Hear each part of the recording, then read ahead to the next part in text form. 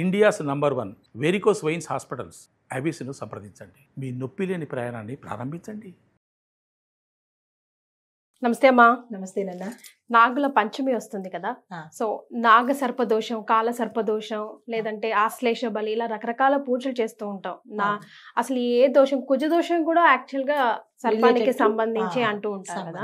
మరి ఇప్పుడు రాబోయే ఈ నాగుల పంచమికి వీటికి ఏమైనా సంబంధం ఉందా? ఒకవేళ ముఖ్యంగా పిల్లలు కాని వాళ్ళకి కానీ, పెళ్లిళ్ళు కాని వాళ్ళకి కానీ ఎక్కువగా ఉపయోగపడుతూ ఉంటుంది. ఇలాంటి దోషాలు ఉన్నప్పుడే పిల్లలు కానీ లేదంటే ఆ కుటుంబం కానీ అభివృద్ధిలోకి రాదు అంటూ ఉంటారు కదా. మరి ఈ రోజుని ఎలా సద్వినియోగం చేసుకోవాలంటారు? అయితే ఈ నాగుల గురించి చెప్పాలి అంటే కనుక చాలా పెద్ద సబ్జెక్ట్ ఇది. ప్రత్యక్ష దైవం అని అంటూ ఉంటాము. మన భారతదేశంలో అసలు నాగుల్ని పూజించడం అనేది మనకి సంప్రదాయంగా వస్తుంది. అసలు నాగుల్ని ఎందుకు పూజించాలి, అది ఎవరు మొదలు పెట్టారు, అక్కడ దగ్గర నుంచి మొదలు పెడదాం. ఎందుకంటే మీరు ఏది చెప్పినా కింద రూట్ అలా లేపాలంటారు. ఎందుకంటే రూట్ తెలిస్తేనే కదా మిగతా మనకు తెలుస్తాయి. అయితే ఈ నాగుల్ని పూజించేది అసలు మొదటగా మనం కాదు, వ్యవసాయదారులు ఎక్కువ పూజించేవారు. రైతులు వ్యవసాయం పంటలు పండించే వాళ్ళు చేసేవారు. ఎందుకు అంటే కనుక వాళ్ళ పంటను తినకుండా ఉండడం కోసము ఆ సర్పాలు ఎక్కువగా అలాంటి ప్రదేశాల్లో పంటల్లో తిరుగుతూ ఉంటాయి. అయితే దానివల్ల పంటలకి నష్టమే కాకుండా రైతులకు కూడా కాట్లు వేయడము, రైతుల్ని అంటే పాము అంటే ఎవరైనా భయపడతాం కదా, సో పంట నష్టము ప్రాణ నష్టము రెండు ఉంటాయని చెప్పి నాగుల్ని పూజించడం అనేది అక్కడి నుంచి మనకి పరంపరగా వచ్చిందనమాట. వాళ్ళ ఇంట్లో వాళ్ళు రైతులు వాళ్ళ కుటుంబీకులు పూజిస్తూ అలాగ దాన్ని ఏం చేశారంటే దాన్ని తీసుకొచ్చి గ్రామ మధ్యలో పెట్టేవాళ్ళు. గ్రామ మధ్యలో పెట్టి నెమ్మదిగా మిగతా గ్రామస్తులందరూ కూడా చేసుకుంటూ ఉండేవాళ్ళు, పూజలు చేసుకుంటూ ఉండేవాళ్ళు. ఆ పూజలు చేసుకుంటూ ఎవరికో ఒక పరంపరలో ఎప్పుడో కొన్ని సంవత్సరాల క్రితము ఆ పూజ చెయ్యంగా అక్కడ ఆ వివాహిత అమ్మాయికి వివాహం అవ్వడము, వాళ్ళకి తెలియకుండా, అప్పుడు ఇంత టెక్నాలజీ లేదు కదా మనకి, తెలియకుండానే వివాహం అవ్వడము, తెలియకుండానే పిల్లలు పుట్టడము. అంటే తెలియకుండానే పిల్లలు పుట్టడం అంటే మళ్ళీ ఇంకోలా అనుకోవద్దు, లేని వాళ్ళు పూజ చేస్తే పిల్లలు కలగడము ఒక నమ్మకంతో ఏర్పడింది. సో ఇంకా అక్కడి నుంచి పరంపరగా మనము నాగుల్ని పూజించాలి, చంపకూడదు అనే దానికి వచ్చామన్నమాట. కానీ అంటూ ఉంటారు కూడా, అంటే మనం చాలా సందర్భాల్లో ఉన్నాం కూడా, చరిత్ర చూసుకుంటే అమ్మా, జన్మల పాపం ఒకవేళ పావుని చంపాల్సి వస్తే అలా రకరకాలుగా చెప్తూ ఉంటారు కదా, అవంతా నిజమేనా? నిజమే. మళ్ళీ అంటే నిజమన్నా ప్రూవ్డ్ ఉండా మళ్ళీ నిజమేనా ప్రశ్న, దేహమే సందేహాలు. అయితే మనకి శరీరంలోనే మన నాడీ వ్యవస్థని మనం ఏం పిలుస్తాం, వెనకాల స్పైనల్ ఏమని పిలుస్తాము, వెన్నుపాము అంటాము. ఎందుకు వెన్నుపాము అనాలి, వెన్ను మొంగీస అనొచ్చు కదా. అంటే మన ఆకారంలోనే ఉంటుంది కాబట్టి దట్టు ఏంటంటే సర్పాలకి మనిషికి అవినాభావ సంబంధం ఉంటుంది అనమాట. ఎక్కడ చూసినా చూడండి మన నాలిక కూడా మనకి పాములాగా ఉంటుంది. అంటే ఇంటర్నల్ రిలేషన్ విత్ మనకి పాములతోనూ మనకి ఆ సంబంధం ఏర్పడింది.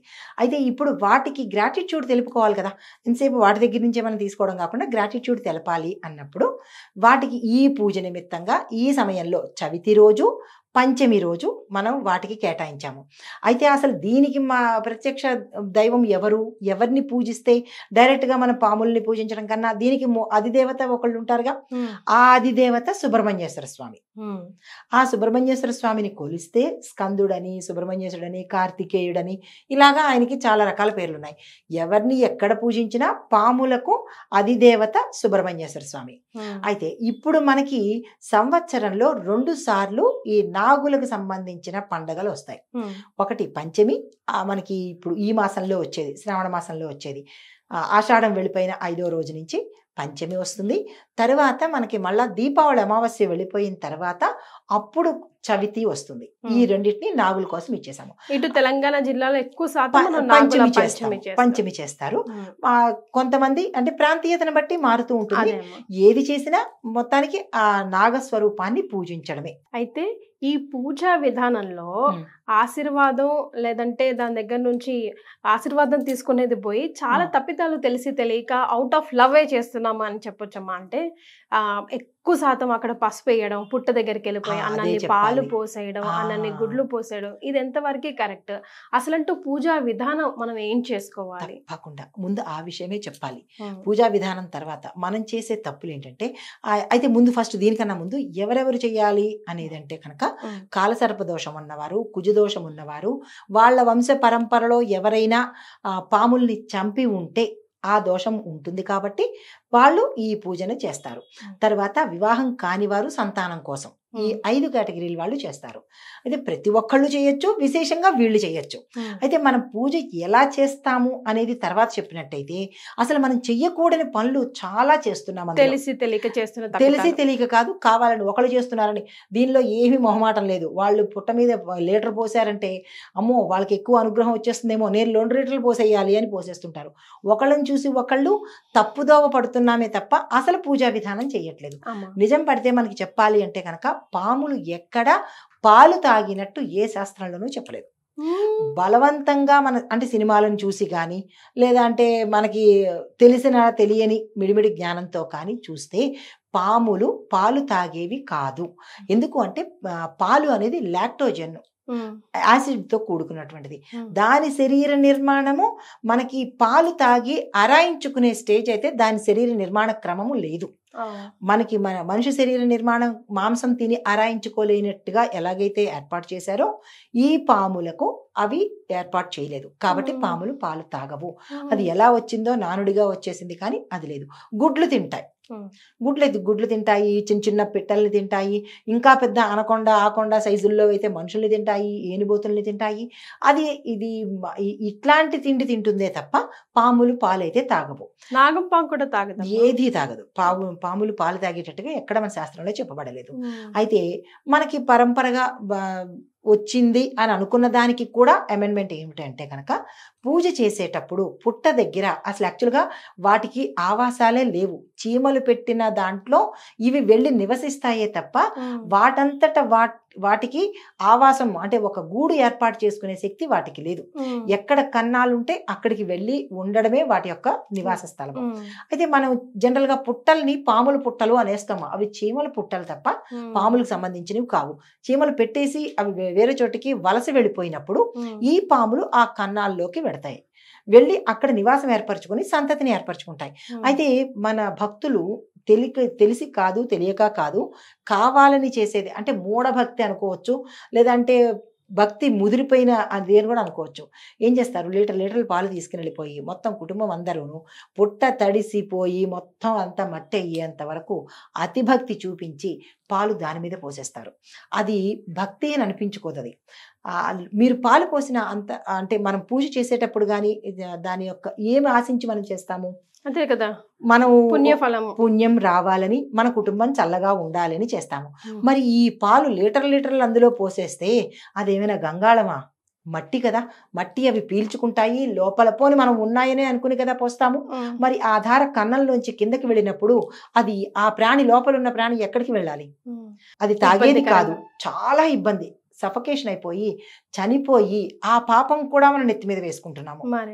అది చాలా ఇలాగే తెలిసి తెలియక దోషాలు కొన్ని జాతకపరంగా ఉంటే అబ్బాయి మేము పాములను చంపలేదండి, అయినప్పటికీ మేము సర్పదోషం పడుతున్నాము అంటే ఈ చేసిన మూర్ఘత్వం వల్ల చేసే పనులు. అయితే దాంతోపాటు ఏం చేస్తారు, పసుపులు కేజీలు పసుపులు పుట్టల మీద జల్లేస్తుంటారు. అంటే అది పూజ చెయ్యమన్నారు కానీ అది భయంకరమైన రాక్షస పూజ చెయ్యమని చెప్పలేదు. పసుపు కుంకుమతో పూజ చేయడం అంటే కిందన పెట్టండి, ముగ్గులు వెయ్యండి, పుట్టకి సమీపంలో వెయ్యండి. అసలు పుట్టదాకా కూడా అవసరం లేదు. నాగపూజ చేసుకోవాలంటే మనకి శిలల్లో ఉంటాయి కదా జంట సర్పాలు, ఏకశిలా సర్పం, అలాగా అంటే రాయి రూపంలో ఉన్న వాటికి మనం పాలు పోసుకోవచ్చు. అది ఏమీ కాదు. ఇంట్లో మనం శివలింగం మీద నాగపడిగ పెట్టుకుని పాలు పోసుకోవడం ఒక పద్ధతి. అసలు పద్ధతులు ఇవి, అంతేగాని పుట్టలకి వెళ్ళి భయంకరంగా చేసేవలసిన పని లేదు. ముఖ్యంగా పసుపు వేస్తుంటే కూడా మనకు తెలిసిందే కదా అందరికి, అది యాంటీబయాటిక్ లా పనిచేస్తుంది. అంటే అక్కడున్న సూక్ష్మ క్రిములు కానీ చీమలు కానీ ఫర్ దట్ మ్యాటర్ పుట్టలు అంతంత పసుపు వేస్తే అవి ఆబ్వియస్ గా చనిపోతాయి. మరి ఇండైరెక్ట్ గా మనం తప్పు చేస్తున్నట్టే, పాపం చేస్తున్నట్టే. పుట్ట ఎదగట్లేదేంటి, పుట్టి ఇంతే ఉంటుంది, అప్పుడు అంత ఉండేది ఇంత ఉండేది అని మాట్లాడుకుంటూ ఉంటాం అక్కడ అమ్మలక్కలు. ఇది కారణం కారణం అని మాత్రం తెలుసుకోలేకపోతున్నాం. వాళ్ళు 1/2 కేజీ పోసారంటే నేను 1/2 కేజీ పోసేయాలి, అంతే తప్ప ఒకళ్ళని చూసి ఒకళ్ళు చేస్తున్నామే కానీ నిజంగా మనసుతో ఆంతర్యంగా పూజ చేసిన వాళ్ళు కనపట్టలేదు. అయితే రెండోది, గుడ్లు కూడా తీసుకెళ్ళి పెడతారు. అది ఎలా పెడతారు? పోనీ కిందన పెడతారా? అవి ఎప్పుడైనా వచ్చి తింటాయి అన్న ఉద్దేశంతో లేదు, ఆ కన్నాల్లో గుడ్లు తోపేస్తూ ఉంటారు. అంటే అది తినాలంటే బయటికి రావాలి కదా, మనలాగా పెద్ద ద్వారాలు కావు కదా, చిన్ని కన్నాలు. ఆ కన్నాల్లో కొంతమంది పగలగొట్టి పోసేసేవాళ్ళు, కొంతమంది గుడ్డుగా కన్నల్లో దోపేసేవాళ్ళు కొంతమంది. మరి లోపల మీరు ఊహించి అందులో సర్పం ఉంది అని అనుకున్నప్పుడు ఆ సర్పం చంపుతున్నారుగా ఇండైరెక్ట్గా. అంటే ఇది భక్తి అనుకోవాలా, అలాతే విపరీతమైన పిచ్చి ఉన్మాదం అని అనుకోవాలా? ఇది మాత్రం పూజా విధానం కాదు. దీనివల్ల మనం చాలా నష్టాలు పడుతూ ఉంటాము. అయితే అసలు పూజ ఎలా చేసుకోవాలి, ఇవి చూసైనా సరే కొంచెం మారి వాళ్ళు చేస్తున్నారు నేను చేయాలి, నేను చేస్తున్నాను వాళ్ళు చేయాలని చెప్పి ఇది ఒక వేలం వెర్రిగా అయిపోయింది తప్ప అసలు నాగ పూజా విధానం ఇది కాదు. ఇంట్లో శుభ్రంగా నాగపడిగ పెట్టుకోండి, శివలింగం మీద నాగపడిగ పెట్టుకుని అక్కడ పూజ చేసుకోండి. లేదు మా పూజ బహిర్గతం కావాలి, హంగామాగా వెళ్ళాలి, చీరలు సారెలు కట్టుకొని ఆర్భాటంగా వెళ్ళాలి అని అనుకున్నట్టయితే సుబ్రహ్మణ్యేశ్వర స్వామి వారి ఆలయాలకు వెళ్ళండి. అక్కడ జంట నాగులు ఉంటాయి, 5 తలకాయలున్న నాగులు ఉంటాయి. అక్కడికి వెళ్ళి అభిషేకం చేసుకున్నట్టయితే అది శ్రేయస్కరము, మనకి ఉపయోగపడేది, దోషాలుంటే తొలగిపోయేది. అయితే దీంతో పాటు మనకి ఇప్పుడు తెలుగు రాష్ట్రాల్లో ఆంధ్ర తెలంగాణలో కొంతమంది నాగపంచమి చేస్తారు. అసలు ఈ పంచమి అసలు ఎందుకు చేయాలి మనం అంటే కనుక, మొట్టమొదటిది సర్పాలంటే భయము, భక్తి. మనకి ఆ భక్తి భయాన్ని మనము ఈ పూజ రూపంలో తెలియపరుచుకుంటాము. దీంతో పాటు పుట్టల్లో పాలు పోయడం అనేది ఇందాక మనం అన్నట్టుగా అది లేదు. కావాలంటే ఆ పుట్ట దగ్గర మీరు చిన్న ముగ్గు వేసి ఒక పళ్ళెల్లోనో లేకపోతే ఏదో దాంట్లో పెట్టి వచ్చేసేయండి. పాములైతే పాలు తాగవు, ఇది శాస్త్ర సమ్మతము. అయితే అసలు మనం పూజ ఎందుకు చేస్తున్నాం? కుటుంబ క్షేమం కోసము, వంశాభివృద్ధి కోసం. వంశాన్ని ఇచ్చేవాడు నాగేంద్రుడే కదా. వంశాభివృద్ధి కోసము, భర్త క్షేమం కోసము, ఇలాగ మనం ఏదో ఆలోచించి దోషాలు పోగొట్టుకోవడం కోసం మనం పూజ చేస్తున్నాము. కానీ మనం పూజ చేసే విధానము సరి అయినది కాదు. అందువల్ల మనము దాని నుంచి ఫలితాన్ని తెచ్చుకోలేకపోతున్నాం. అయితే ఇంకొకటి, ఎక్కువగా ఇవి ఎవరు చేస్తారు అంటే స్త్రీలు ఎక్కువగా చేస్తారు. ఈ కొంచెము అతి పూజలు అనేది స్త్రీలు ఎక్కువ చేస్తారు. కాబట్టి ఈ సమయంలో ఇక నుంచైనా పుట్టకి పూజ చేసే విధానాన్ని మార్చుకుంటే మంచిది. అయితే తేనె కూడా పోసేస్తారు చాలామంది. కొన్ని ప్రాంతాల్లో తేనెలు తీసుకొస్తారు, తేనె కూడా పోస్తారు. ఇలాంటివి పొయ్యకూడదు, చాలా నిషిద్ధము. దాన్ని చంపిన వాళ్ళం అవుతాము. అయితే పూజ చేసే విధానం ఏంటంటే, ఆ పుట్ట దగ్గరికి మేము తప్పనిసరిగా వెళ్ళాలి చీరలు కట్టుకుని అని అన్నప్పుడు నాగ తాలూకా సుబ్రహ్మణ్యేశ్వర స్వామి తాలూకా అష్టోత్తరాలు, నాగులకు సంబంధించిన అష్టోత్తరాలు, ఆ స్తోత్ర పారాయణలు ఆ పుట్ట దగ్గర చేసుకుని నైవేద్యం పెట్టేసి, చలిమిడి మాత్రమే నైవేద్యం పెట్టాలి. తెల్ల నువ్వులు బెల్లం కలిపినది నైవేద్యం పెట్టి కొంత పుట్ట దగ్గర వదిలేసి కొంత మన ఇంటికి తెచ్చుకుని తింటాము. దీంతో పాటు కథ తప్పనిసరిగా వినాలి. కథ ఉందమ్మంది, దానికి ఒక కథ ఉంటుంది. ఆ కథ విని లేదా చదివో లేదా వినో ఆ కథని పరిసమాప్తం అయిన తర్వాత నైవేద్యం, మన ఇంట్లో చేసుకునే నైవేద్యాలు, ఇంట్లో చేసుకునే విధానము బయట కాకుండా, ఇంట్లో చక్కెర పొంగలి, పులిహార, తర్వాత పాయసము, ఇలాగ మన శక్తి కొద్దీ పెడతాము. కార్తికేయుడికి ఏది ఇష్టమో అవి పెడతాము. అయితే రెండోది నాగుల చవితి, ఇదే పూజా విధానం ఉంటుంది. అయినప్పటికీ తిథి మారుతుంది. ఇది పంచమి, అదేంటంటే చవితి. అయితే ఈ అసలు పూజ ఎందుకు చేయాలి అంటే కనుక, పూర్వజన్మలో కానీ లేదా మన జాతక చక్రంలో కానీ నాగదోషాలు కానీ, సర్పదోషాలు కానీ, లేదా కుజదోషాలు కానీ, ఈ 3 ఉన్నవాళ్ళు తప్పనిసరిగా ఈ సమయంలో చవితి రోజు, పంచమి రోజు ప్రత్యేకంగా చేయాలి. అయితే దీంతో పాటు నానబెట్టిన వస్తువుల్ని ఆ రోజు తినాలి, ఉపవాసం ఉండాలి. ఉప్పు కానీ మసాలాలు కానీ ఇలాంటి పదార్థాలు తినకూడదు. స్టవ్ మీద వండినవి ముఖ్యంగా ఏవి తినకూడదు. అదే కదా మరి, మనం ఉపవాసం అదే ఉప్పులు పసుపులు అని మసాలాలు వేసినవంటే స్టవ్ మీద వండినవే కదా. అట్లాగే పొట్లకాయ వంటివి కూడా తినకూడదు. సర్ప రిలేటెడ్ గా ఉండేవి తినకూడదు. అదే చెప్తాను, పూర్తి ఉపవాసంతో ఉండాలి, పాలు తాగాలి. ఈ దేవుడికి నైవేద్యం పెట్టిన చలిమిడి, చిమ్మిలి అంటారు దాన్ని, అది తినాలి. దాని తర్వాత దీనికోసం ఏంటంటే, ఎవరైతే ఆడవాళ్ళు గర్భం కోసము అంటే పిల్లల కోసం చేస్తున్నారో ప్రత్యేకంగా సంకల్పం చెప్పుకుని చేసేవాళ్ళు. ఇప్పుడు కొంతమంది క్యాజువల్గా మామూలుగా చేస్తుంటారు, ఎటువంటి సంకల్పం లేకుండా పూజ చేసుకునే విధానము వాళ్ళంతా వాళ్ళే. ఇప్పుడు మేమున్నాము, మామూలుగా పూజ చేస్తాము, అది విధి విధానంగా పూజ చేసుకోవడం, నైవేద్యం పెట్టుకోవడం, ఆ రోజు ఉపవాసం ఉండడం, మళ్ళీ సాయంత్రం పునః పూజ చేసుకోవడం, ఆ రోజుకి అయిపోతుంది. కాకుండా ప్రత్యేకంగా సంకల్పం కోరికతో చేసిన వాళ్ళు ఆ రోజంతా ఉపవాసం ఉండి మరుసటి రోజు పునః పూజ చేసి అప్పుడు వాళ్ళు ఏదైనా తినాలి. మాంసాహారం తినకూడదు. మన పూజా విధానాలు అన్నిటికీ అవే కదా, మాంసాహారం తినకూడదు, మద్యం తాకూడదు. ఇక్కడ ఇలాంటి నోములు వ్రతాలు చేసేటప్పుడు దంపతులు బ్రహ్మచర్యం పాటించాలి, నేల మీద పడుకోవాలి. ఓకే. అయితే దీని పరంగా ఆరోగ్యపరంగా చూసినట్టయితే కనుక ఇది మనకి వర్షాకాలం కాబట్టి ఈ చలిమిడి తినడం వల్ల, సాత్వికాహారం తినడం వల్ల, శ్రావణ మాసంలో మాంసాహారం తినద్దు కాబట్టి మనకి పైత్యం ప్రకోపించడం కానీ, అగ్రెసివ్ నేచర్ కోపం కానీ అలాంటివి వచ్చినట్టయితే ఈ పూజా విధానం మొత్తం పాడైపోతుంది. బ్రహ్మచర్యం పాటించకపోతే తప్పులు ఏంటంటే, బ్రహ్మచర్యం ఏముంది పొద్దునంతా చేస్తాం కదా, అది పెద్ద తప్పేమీ లేదు అని అనుకుంటే కనుక ఈ పొద్దున్నుంచి చేసిన ఫలితం అంతా పోతుంది. అమ్మ, కొంతమంది రావి చెట్టు వేప చెట్టు కలిసి ఉన్న చోట పచ్చదారం ఎర్రదారం కలిపి ఉన్న దారాన్ని కూడా ప్రదక్షిణ లాగా తిరిగి దాని చుట్టూ కట్టుతూ ఉండడం చూస్తూ ఉంటాం, ముఖ్యంగా పిల్లల కోసం ఆరాటపడే వాళ్ళు. ఎందుకని? దాన్ని వెనకాల ఉన్న ఆంతర్యం ఏంటో తెలుసుకోవచ్చా? అంటే ఈ దారాలు కట్టడాలు, దానికి ఇవన్నీ కట్టడాలు అనేది మనకి కొంచెం ఇది పరంపరగా వచ్చిందే తప్ప శాస్త్రంలో ఎక్కడ దారాలు కట్టమని చెప్పలేదు. ఓన్లీ పూజ చేసుకోవడము. ఇంకా అయితే కనుక మనకి మోపిదేవి అటువంటి ప్రాంతాలలో పెళ్లి కాని వాళ్ళు స్వామి చుట్టూ తిరగడం కానీ, స్వామి చేత పూజ చేయించుకోవడం కానీ, వీళ్ళ పేరిట పూజ చేయించుకోవడం కానీ అలాంటివి చేసి అక్కడ దోష పరిహారాలు చేయించేసుకుంటారు.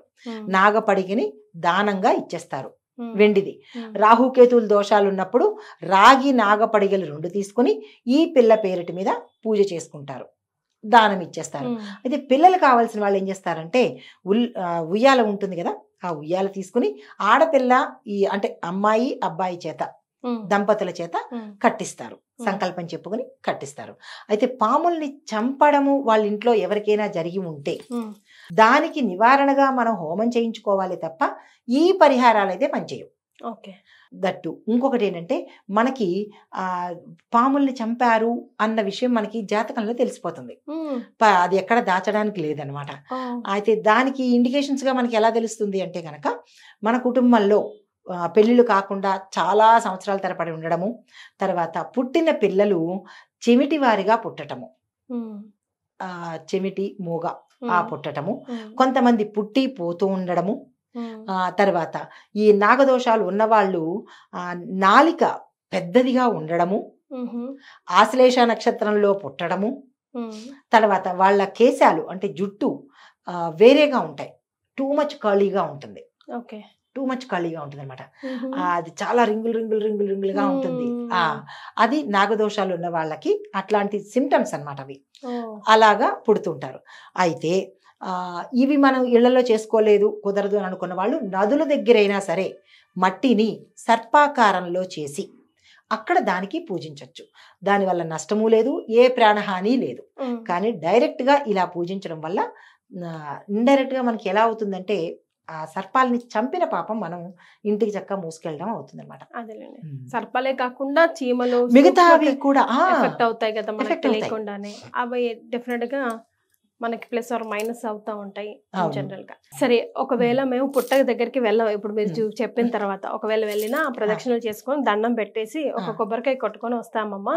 మరి ఒకవేళ మేము ఇంట్లోనే పూజ చేసుకోవాలంటే, ఎందుకంటే చాలా మందికి చాలా సెంటిమెంట్ ఉంటుందమ్మా. ఎందుకంటే ఇప్పుడు నాగ చైతన్య, నాగబాబు, నాగరాజు అని నాగా పేరు యాడ్ చేసుకుంటుంటాం. ఏమంటే మేము ఇలా పుట్టక ప్రదక్షిణలు చేసాం, లేదంటే సుబ్రహ్మణ్య స్వామికి మొక్కాం, లేదంటే ఎల్లమ్మకి మొక్కాం, పోచమ్మకి మొక్కాం, అప్పుడే మాకు సంతానం కలిగింది, అందుకే మేము అప్పుడు నాగా అన్న పేరు పెట్టుకున్నాం అని అంటూ ఉంటారు.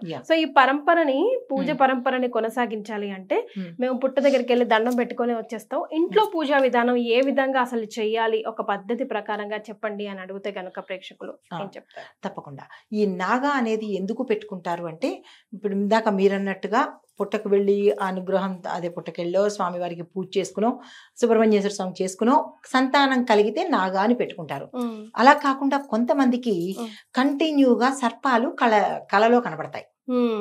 ఎక్కువగా రావడము, అంటే గుర్తు చేస్తూ ఉంటాయి. అంటే గత జన్మలో వీళ్ళు ఏదో ఒకటి మర్చిపోయినా, కీడు చేసినా అది పిల్లల రూపంలో చెయ్యాలి అని గుర్తుకు తెస్తూ ఉంటాయి. అప్పుడు ఏం చేస్తూ ఉంటారంటే సంతానం కలిగిన తర్వాత ఆ నాగా అనేది యాడ్ చేస్తారు. అది మనకి పరంపరగా రావాల్సిన పని లేదు. ఇప్పుడు మీ అత్తగారికి వాళ్ళ అత్తగారికి ఉండాల్సిన పని లేదు. ఇప్పుడు కంటిన్యూస్ గా మీకు కనబడ్డాయి అనుకోండి, అప్పుడు ఏం చెయ్యొచ్చు, నాయనా నేనేం తప్పు చేశానో ఏంటో తెలియదు కానీ నాకు పుట్టబోయే పిల్లలకి నీ పేరు పెట్టుకుంటాను, అలా పెట్టుకున్నా అవి శాంతిస్తాయి అన్నమాట. ఇది ఒక నమ్మకం కాదు, వాస్తవము. అయితే ఈ పూజ చేసేటప్పుడు తెల్లవారుజామున అంటే తెల్లవారిన తర్వాత 7:30 నుంచి 12 లోపే చేసేయాలి. ఓకే. ఈ సమయం దాటిందంటే ఆ రోజు చేయకపోవడమే మంచిది. ఇంకా అది కంపల్సరీ తమ్ముడు అనమాట. అయితే సూర్యోదయం తర్వాత చేసే ఈ పూజని, పగలుపూట చేసే ఈ పూజని, ఈ సమయంలో చేసే పూజని మాత్రమే నాగులు తీసుకుంటాయి. ఆ తర్వాత చేసింది తీసుకోదు. అయితే ఉపవాసంతో కలిపిన పూజ అయితేనే నాగులు యాక్సెప్ట్ చేస్తాయి, అంటే ఫలితాన్ని ఇస్తాయి. తర్వాత మరి ఎవరిని పెట్టుకుని చెయ్యాలి అంటే నాగపటం కానీ లేదా నాగ ప్రతిమని కానీ పెట్టుకుని పూజ చేసుకోవచ్చు. అయితే మరి అందులో కావాల్సిన పదార్థాలు ఏంటంటే పసుపు, కుంకుమ, అక్షతలు, చలిమిడి నైవేద్యంగా. తర్వాత మరి అభిషేకం చేయడానికి కావాల్సినవి ఏంటి అంటే కనుక పాలు, పంచదార, తేనె, పెరుగు, నెయ్యి, ఇవి పంచామృతాలు అభిషేకం చేస్తాము. తర్వాత మరి పువ్వులు ఏమిటి పెట్టాలి అంటే దొరికితే కనుక మనకి మొగలి పువ్వులు పెట్టుకోవచ్చు. దొరకని పక్షంలో కనుక మల్లె పువ్వులు, నందివర్ధనం పువ్వులు పూజ చేసుకోవచ్చు. తర్వాత మరి దీపాలు ఎలా పెట్టాలి అంటే దీనికి ప్రత్యేకమైన దీపాలు అనేది ఏమీ లేదు, కానీ మనం నిత్యం పెట్టుకునే దీపారాధనతోనే ఈ పూజ చేసుకోవచ్చు. తర్వాత మరి నైవేద్యంగా ఏం పెడతామంటే చలివిడితో పాటుగా అటుకులు, అంటే పచనం చెయ్యని వస్తువులు, వండని వస్తువులను నైవేదన చేస్తాము. తర్వాత మనకి కొన్ని మూలికలు దొరుకుతాయి, నాగమూలికలు అంటారు. అవి దొరికితే అవి తెచ్చుకొని ఈ పూజా మందిరంలో పెట్టుకుని ఆ రోజు పూజ చేసేసి మళ్ళా నదిలో కలిపేయాలి. దొరకకపోతే నాగ ప్రతిమతో సరిపెట్టుకోవచ్చు. అయితే మరి ప్రసాదంగా మనము ఏమి తీసుకోవచ్చు, ఆ రోజు పెసరపప్పుని వడపప్పుగా చేసుకుని అది మాత్రం ప్రసాదంగా తీసుకోవచ్చు. ఎవరైతే ఈ వ్రతం చేస్తున్నారో, పూజ చేసుకుంటున్నారో ఆ పెసరపప్పుని, నానబెట్టిన పెసరపప్పుని మాత్రం తినచ్చు, ఆహారంగా తినచ్చు. అయితే పూజా విధానం మనకు తెలిసిందే కదా. సో మరి పరిశుభ్రమైన వస్త్రధారణ వేసుకోవాలి, దాంతోపాటు మండపం సిద్ధం చేసుకోవాలి. మండపం సిద్ధం చేసుకున్న తర్వాత ఆకులు, ముగ్గులు అవన్నీ తెలిసిందే, దాని గురించి మళ్ళీ ప్రత్యేకంగా చెప్పాల్సిన పని లేదు. అయితే నాగదేవత తూర్పు ముఖంగా పెట్టాలి. తూర్పు, ఈశాన్యము, ఈ కార్నర్ బిట్ ఉంటుంది కదా, ఉత్తరానికి తూర్పుకి మధ్యలో కార్నర్ బిట్ ఉంటుంది కదా, అక్కడ పెడతారు.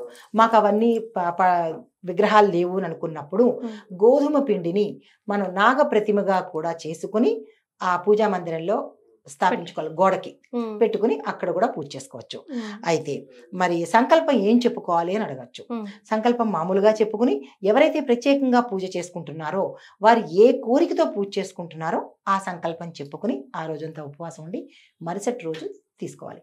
అయితే ఈ నాగ పడిగని మనం ఏం చేయాలి అంటే నిత్యం ఇంట్లో పూజ చేసుకుంటే అది ఉంచుకోవచ్చు, లేదా ఏదైనా బ్రాహ్మడికి దానం చేయొచ్చు.